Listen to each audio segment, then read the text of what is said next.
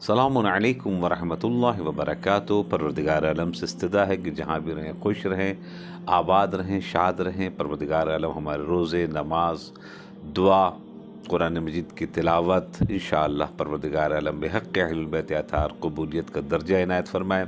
اس ماہ مبارک رمضان میں بہت سے لوگ ماشاءاللہ تلاوت کے ذریعے سے اپنے آپ کو قرآن مجید سے قریب کر رہے ہیں۔ بہت سے لوگ مثال کے طور کے اوپر دعاؤں کے ذریعے سے اپنے آپ کو اللہ سے قریب کر رہے ہیں۔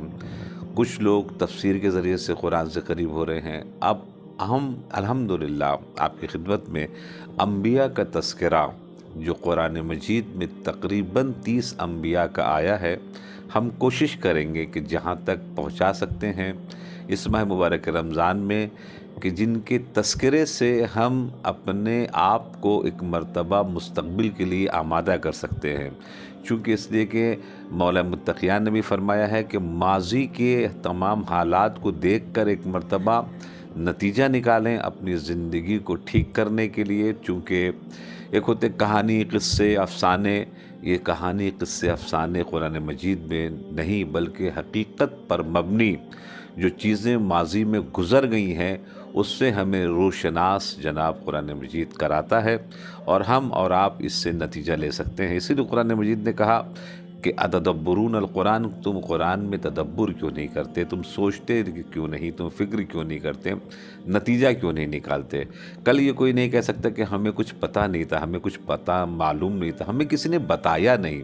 یہ سب جو ایکسکیوز ہیں، سب ایکسکیوز ہے ختم ہو جاتے ہیں اگر ہم اور آپ قرآن مجید کے الحمدللہ قریب ہونے کی کوشش کریں۔ خدمت میں آپ کو کریں کہ الحمدللہ 2 نبیوں کا تذکرہ آپ کی خدمت میں گزر چکا ہے۔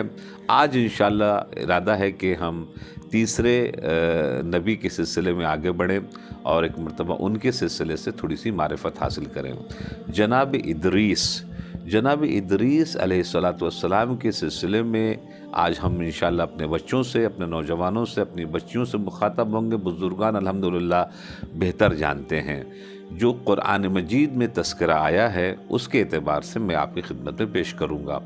قرآن میں 2 جگہ کے اوپر سورہ مریم میں اور سورہ انبیاء میں جناب ادریس کا تذکرہ آیا ہے، اور ایک جگہ بھی تذکرہ اگر آ جاتا تو بہت بڑی بات ہوتی۔ قرآن مجید میں ذکر ہونا بہت بڑی بات ہے، 2 جگہ پر ذکر آیا۔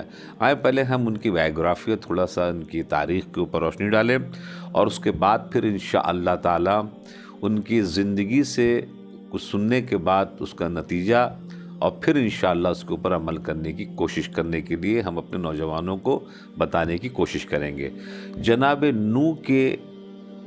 نوح کے دادا تھے جناب ادریس۔ توریت میں ان کا جو نام تھا اخنوخ، عربی میں ادریس کہتے ہیں، اور یہ سب سے پہلے وہ نبی ہیں جنہوں نے قلم کا ایجاد کیا۔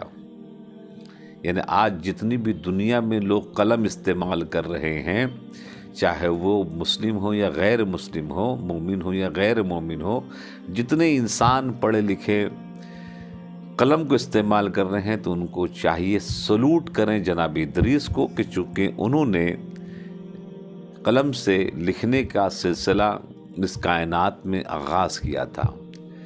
نبوت کے علاوہ بہت سے علوم کو انہوں نے ایجاد کیا تھا، جس میں سے ایک علم النجوم ہے۔ یہ جو چاند کا علم ہے، یہ جو ستاروں کا علم ہے، مثال کے طور پر پرانے زمانے میں یہ پانی کے جہاز جو چلتے تھے، اس زمانے میں انٹرنیٹ وغیرہ موجود نہیں تھا، ستارہ شناس ہوا کرتے تھے اور ستاروں کے ذریعے سے اپنی منزلیں جناب طے کرتے تھے، اور بڑے بڑے سفر کو طے کر لیتے تھے صرف اور صرف ستاروں کو دیکھ کر اور ستاروں کو اندازہ لگا کر۔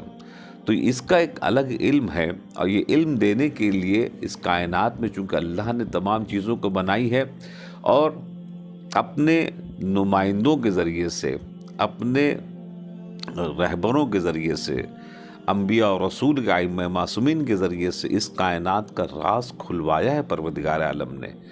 تو بڑے بڑے جو مثال کے طور کے اوپر اس زمانے میں جو سفر کیا کرتے دریا میں، وہ صرف اور صرف ان کے پاس راستہ جو ہوتا تھا وہ सितारों का रास्ता हुआ करता था, चाँद का रास्ता हुआ करता था।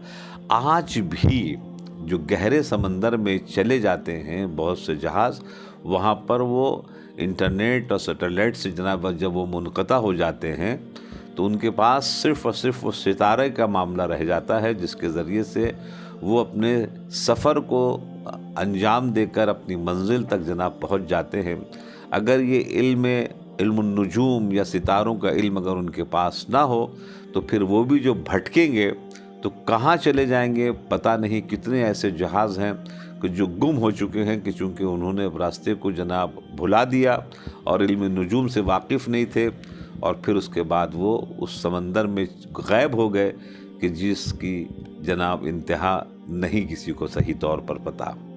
दोस्तों अजीज़ों, लिबास सीने का जो आज मिसाल के तौर के ऊपर बहुत ज़्यादा सिस्टम चल रहा है, ये ब्रांड और वो ब्रांड और वो ब्रांड, इस ब्रांड के इब्तिदा करने वाले जनाब इदरीस हैं। तो आप ज़रा सोचिए, आप ज़रा गौर फरमाइए, हमारे नबियों के ज़रिए से कितना इम्पोर्टेंट मामला जनाब वाला सामने आ रहा है।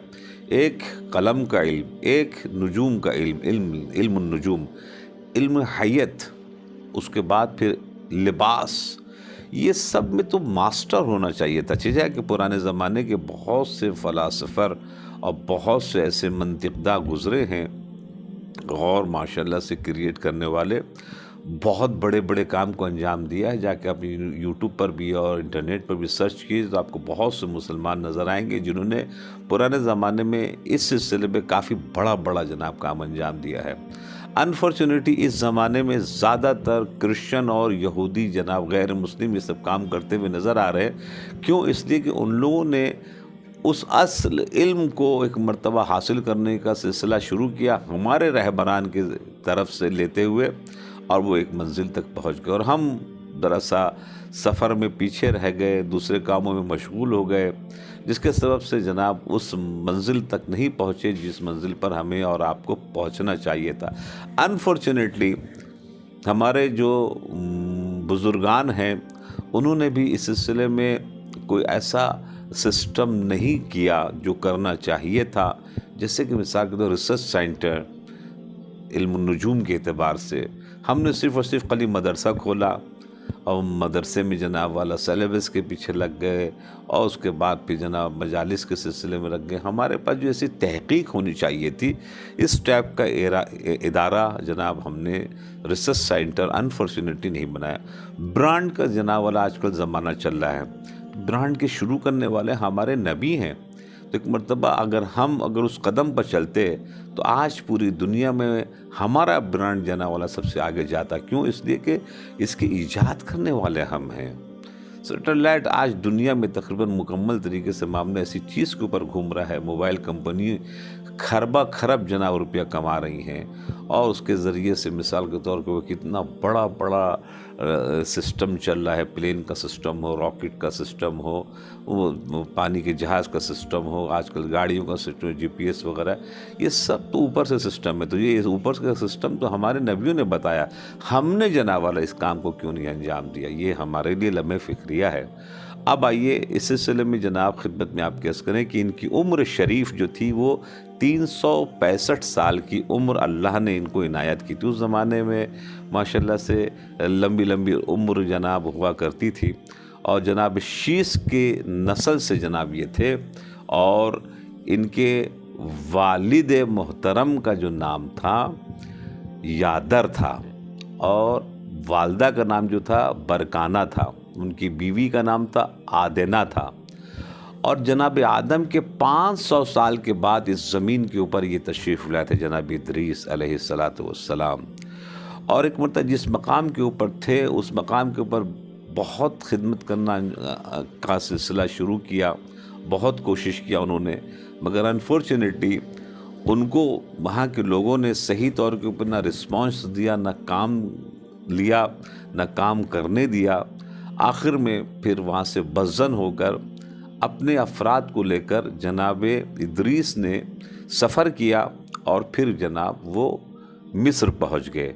पूरी ज़िंदगी फिर उन्होंने मिस्र में गुजारी और जब भी वो गुफ्तगू करते थे तो दलील से गुफ्तगू करते थे اور دلیل کے ذریعے سے سامنے والے کو توحید کا درس دیتے تھے، اور ایک مرتبہ نبوت کا درس دیتے تھے، قیامت کا درس دیتے تھے، دین الہی کی طرف لے کر آتے تھے۔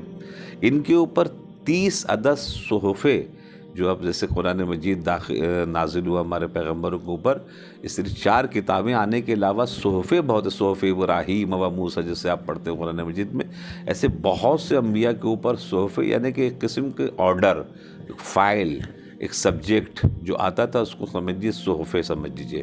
تو 30 عدد صحفے جو ہے جناب ادریس کے اوپر پروردگار عالم نے نازل کیا تھا۔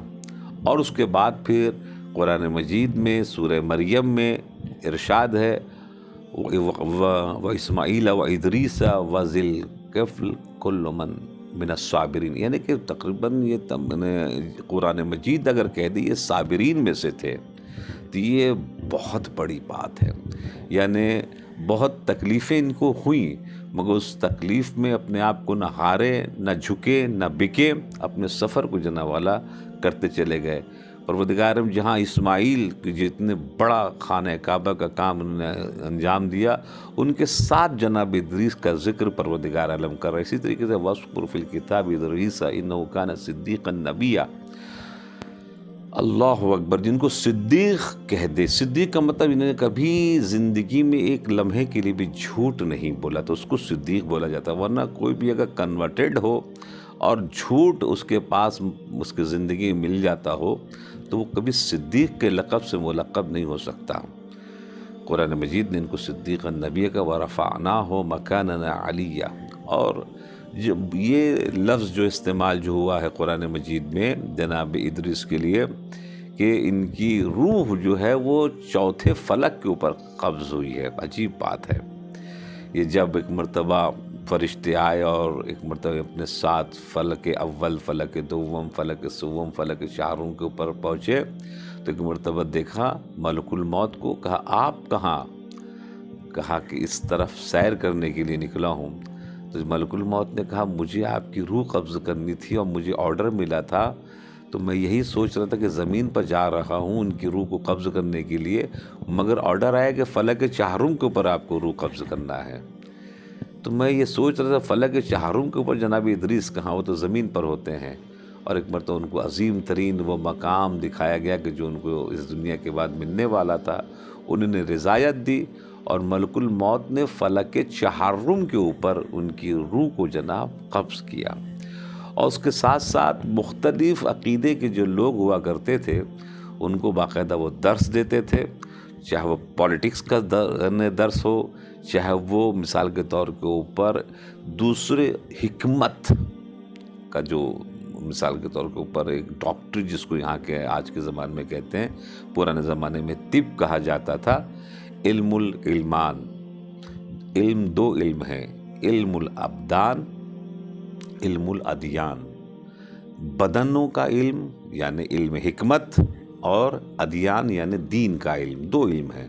تو 2 علم سیکھنا چاہیے، کیوں؟ تاکہ جس کے ذریعے سے انسان کا جسم اور انسان کی روح دونوں بچ سکے دشمنوں کے شر سے، چونکہ خراب کرنے کے لیے مکمل طریقے سے آمادہ ہوتے ہیں دشمنان۔ تو بس عزیزان گرامی، ہم نے آج اس جناب ادریس کے اس قصے سے جو قرآن مجید نے بیان کیا، ہم نے کیا کیا درس لیا؟ ہمیں درس یہ لیا کہ پولیٹیکل طور کے اوپر بھی وہ کام کر رہے تھے۔ اب ہم کتنا پولیٹیکل طور کے اوپر ایکٹیو ہیں اپنے شہر میں؟ مثال کے طور پر جناب امام رضا علیہ السلام بھی پولیٹکس کے طور کے اوپر ولی عہدی قبول کرتے ہیں، جناب یوسف بھی جناب قبول کرتے ہیں ولی عہدی، من کنت مولا فاض علی مولا، یہ بھی پولیٹکس ہے۔ تو خدمت میں آپ کس کریں، تو پھر ہم کیوں پیچھے رہ جاتے ہیں؟ پوسٹروں میں، ہم محلوں میں جہاں جہاں شیعوں کی ماشاءاللہ سے اچھی خاصی بڑی آبادی ہے، پوسٹروں میں اپنے شیعوں کی تصویر کیوں نہیں آتی ہے؟ کیوں نہیں پولیٹکس میں اترتے ہیں؟ دیکھیے ہمارے انبیاء کے سلسلے میں ہم نے ائمہ کے بھی مثال پیش کیا۔ تو آج کے اس درس سے ہمیں چاہیے کہ جس میں الیکشن ہونے والا ہے تو ایکٹیو ہوئیے اور اپنی پہچان بنائیے۔ یہ کام مثال کے طور کے اوپر عوام کا ہے، عوام آگے بڑھے اور بڑھنے کے بعد اس کام کو انجام دے۔ اس کے ساتھ ریسرچ سینٹر بنائیے، صرف مدرسے بنا دیا اور جس کو دیکھو جہاں دیکھو ماشاءاللہ سے وہ اپنے اپنے گھروں میں مدرسے ہی چلا رہے ہیں، बाबा मदरसों के बजाय आप कोशिश करें रिसर्च सेंटर, नहजुल बलागा के ऊपर रिसर्च, सूरों के ऊपर रिसर्च, इल्म नजूम के ऊपर, इसके ऊपर जितनी भी हदीसें हैं, जितनी भी रिवायात हैं, जिसका जो भी काम किया गया है, आजकल नेट के ऊपर माशाल्लाह से बहुत कुछ अवेलेबल है, आप उससे निकाल कर बच्चों को आमादा करें। इसी तरीके से हिकमत का मामला, यानी डॉक्टरी के हिसाब किताब जो अब कई हैं, मिसाल के तौर के ऊपर होम्योपैथिक है, हकीमी है, एलोपैथिक है, अब तकरीबन हमारे पास होना चाहिए। अभी जैसे मैं एक प्रोग्राम में गया, देखा माशाल्लाह से एक एक इलाके के तमाम सब डॉक्टर्स आए हुए थे, उनका पूरा 10 साल में जितने डॉक्टर्स बने हैं शियों के अलग अलग शहरों में, सब का पूरा मुकम्मल डाटा मौजूद था। हमारे पास क्यों नहीं है? हमारे पास होना चाहिए। या हमारे पास तिब के डॉक्टर क्यों नहीं है? हमारे पास हकीम क्यों नहीं है? हमारे पास एलोपैथिक डॉक्टर कौन कौन से हैं, ये हमें क्यों नहीं पता है? ये हमारी कमी है। चूँकि इसलिए जब तक तस्बीह के दाने बिखरे हुए होते हैं तो पता नहीं चलता, मगर जब ये सिमट जाते हैं तो फिर ये तस्बीह फ़ातिमा ज़हरा के दाने बन जाते हैं, और फिर उससे इबादत भी होती है, तरक्की भी होती है, कामयाबी होती है, कामरानी भी होती है। तो माह मुबारक रमज़ान है, इन कुरान मजीद के इस फरमान और फराहीम के ज़रिए से तिलावत भी करें, और कुरान मजीद ने जो इशारे दिए हैं उसके ऊपर अमल भी करें, तब तो फिर बात बनती है। वरना रमज़ान तो आए और चला जाएगा। हम सिर्फ रोज़ा खोल लें और रोज़ा रख लें अपने आप को, सिर्फ ये तो इनफ नहीं है। हम जिए तो क्या जिए, दूसरों को भी साथ में अगर जीने का रास्ता बता दिया, कामयाबी का रास्ता बता दिया, तो फिर वो हमारी ज़िंदगी है। तो अपना बहुत ख्याल रखिएगा, दुआ में याद रखिएगा। वस्सलामु अलैकुम वरहमतुल्लाहि वबरकातुहू।